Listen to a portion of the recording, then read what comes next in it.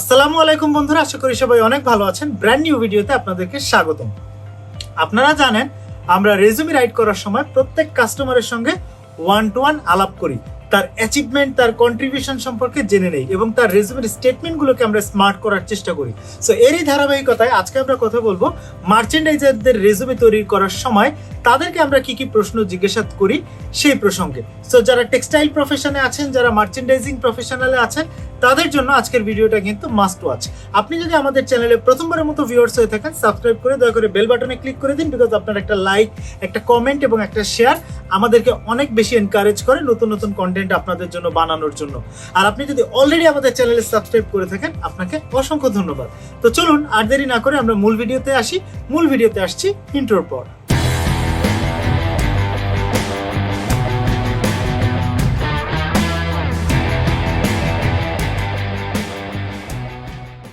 Resume writing এর ক্ষেত্রে সবচাইতে গুরুত্বপূর্ণ যে ফ্যাক্টর দুটো, সেটার মধ্যে একটা হচ্ছে রেজুমির স্টেটমেন্টগুলোকে স্মার্ট করা। That means specific, measurable, achievable, realistic এবং টাইম বাউন্ডেড করা এবং অ্যাচিভমেন্ট খুঁজে বের করা। এবং অ্যাচিভমেন্ট খুঁজে বের করার জন্য আপনারা জানেন আমরা স্টার টেকনিক ফলো করি। That means what was the situation of your organization when you joined, what are the target that you set, what are the action plan that you developed, and what's the result now.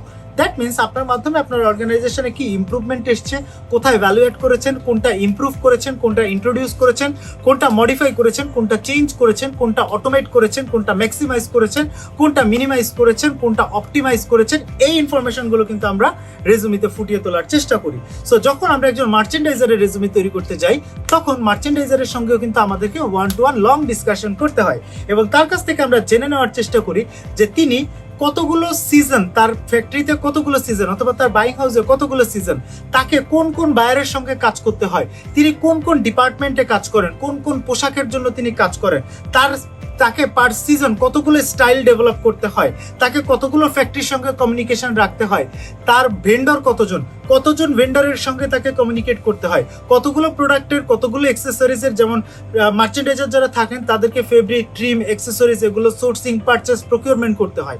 So তাদের সঙ্গে তিনি কিভাবে communication বজায় রাখেন, তার মাধ্যমে lead time কি পরিমাণ কমে এসছে, তিনি সাপ্লাই চেনের এর জন্য কোনো অটোমেট সিস্টেম ডেভেলপ করেছেন কিনা, তিনি প্রোডাক্ট ট্র্যাকিংটা কিভাবে করছেন, তার মাধ্যমে কতগুলো ফ্যাক্টরিকে তিনি অনবোর্ড করেছেন, কতগুলো বায়ারকে তিনি অনবোর্ড করেছেন, বিজনেসে কি ধরনের গ্রোথ এসছে, কত পার্সেন্ট অনলাইন শিপমেন্ট তিনি নিশ্চিত করতে পেরেছেন, কোয়ালিটিতে কি রকমের ডেভেলপমেন্ট এসছে, কমপ্লায়েন্সের কোনো কাজ তিনি করেছেন কিনা, প্যাকিং এর কোনো কাজ তিনি করেছেন কিনা। এর প্রত্যেকটা বিষয় কিন্তু আমরা একজন মার্চেন্ডাইজারের সঙ্গে যখন কথা বলি তখন তার কাছ থেকে বিস্তারিত জেনে নিই।